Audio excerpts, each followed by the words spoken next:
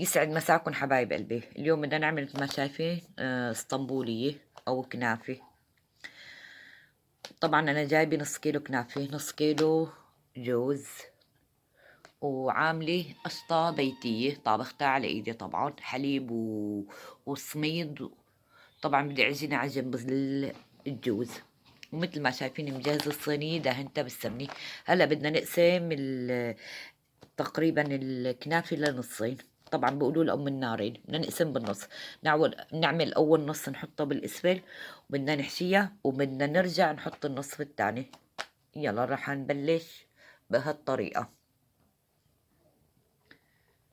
طبعا حبايب قلبي مثل ما شايفين بدنا نقسم الكمية بالنص بهالشكل. اول نص بدنا نحطه بالاسفل، والنص الثاني بدنا نحطه على الوجه. طبعا بدنا نفرطها شوي بهالشكل. طبعا بدنا ننفشها مشان نقدر نفردها بقلب الصينية بهالشكل هذا.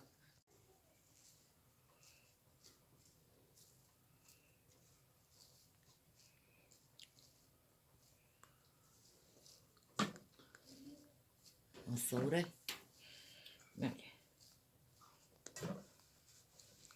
بهالشكل بدنا نحط بهالشكل هذا، يعني تقريبا راء بسيط. بدنا نحط الكمية كلياتها.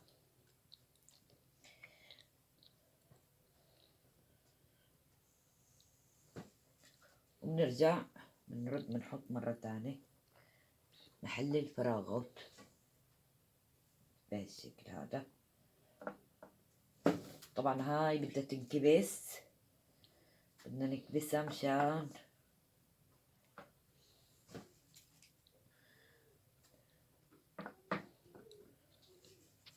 هاي اول نص مثل ما قلنا لكم بهالشكل هذا.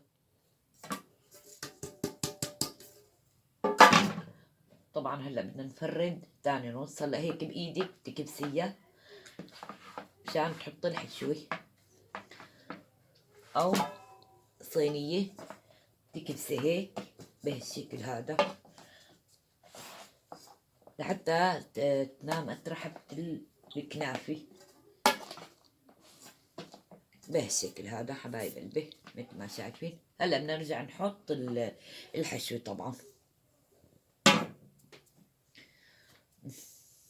طبعا حبايب قلبي، وهلا انا فردت القشطه بهالشكل. هلا بدنا نحط فوقها الجوز مثل ما شايفين. بس هلا لحط الطبقه الثانيه بتكبس كلياتها. بدنا نحط الجوز تقريبا، انا مثل ما قلت لكم نص كيلو بهالشكل. بدي احط هيك بهالشكل هذا. يعني المكسرات انت اللي بتختاريها بتحطيها. انا اليوم اخترت الجوز. طبعا فينك تحطي في السوق حلبة، يعني هاي اختياري بهالشكل هذا حبايب قلبي.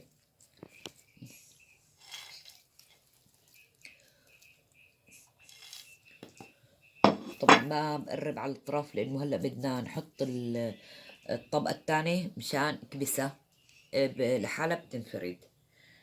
مثل ما شايفين تقريبا معلقة ونص سكر. انا بدي احطهم هيك رش على الجوز. انا حاطة سكر طبعا للقشطة شي بسيط، بس هيك حبيت رشة بسيطة.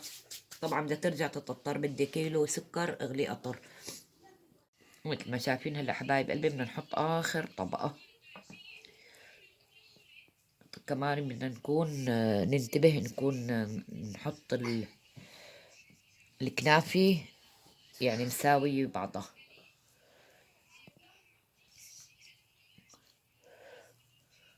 طبعا هاي بتقولوا لي هلا انه هاي بدي اكبسها. انا بدي ارجع اكبسها هلا شي ساعة او اكتر مشان تنكبس. هلا فرجيكم كيف بدي طريقة كبسة كمان. وبعدين للفرن بدنا نغلي القطر. طبعا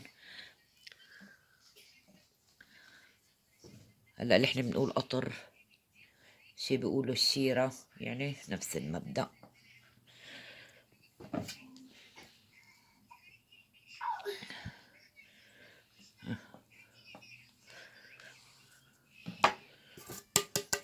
هلا هيك حبايب قلبي خالص اموره هلا هيك تمام بخير. هلا بدي اجيب صينيه على قدها واضغط لحتى تصير تطرى أطرى، يعني تكبس. هلا بدنا نجيب صينيه ونكبسها. هلا حبايب قلبي مثل ما شايفين بعد ما كبسناها كيف صارت. هلا بدي احط تقريبا معلقتين سمنه. هرينا السمنه وهلا على الفرن لانه محماي الفرن. هلا على الفرن مباشر طبعا مثل ما قلت لكم. وهلا حبايب قلبي على الفرن على الخبيز طبعا، بس نخبز من تحت وبعدين بنقلبها شو اسمه بنخبز وجه الثاني. وهلا على الفرن حبايب قلبي مثل ما شايفين الحرف كيف عطى لون. هلا بدي اقلبها على ثاني وجه. بدي طبعا صينيه اكبر شوي بهالشكل هذا. يعني هاي قلبناها.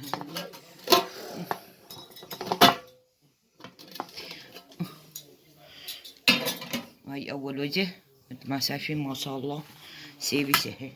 بدنا نرد نحط سمنه لانه غبت كل السمنه اول وجه.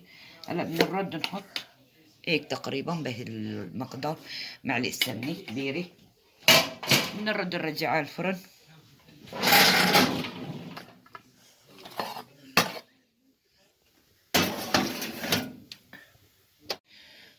وهلا حبايب قلبي خلصت خبيزه. طبعا بدنا نقطرها. القطر بده يكون طبعا سخن، يعني يكون الافضل انه يكون ساخن.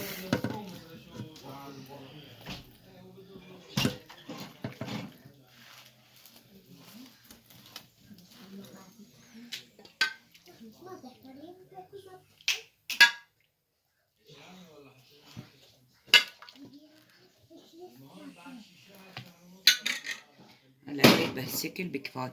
هلا بنخليها شوي 5 دقايق وبعدين بنقطع لتغب طبعا الكنافة.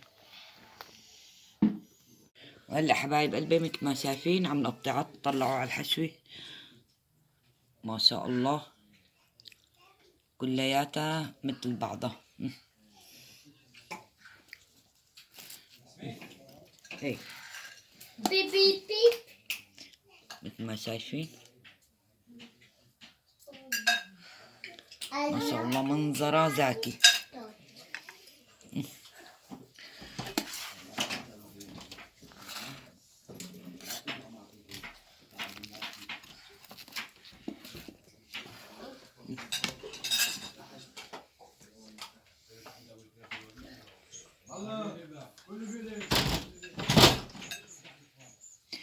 ولهون حبايب قلبي انتهت أكلة الحلو لليوم.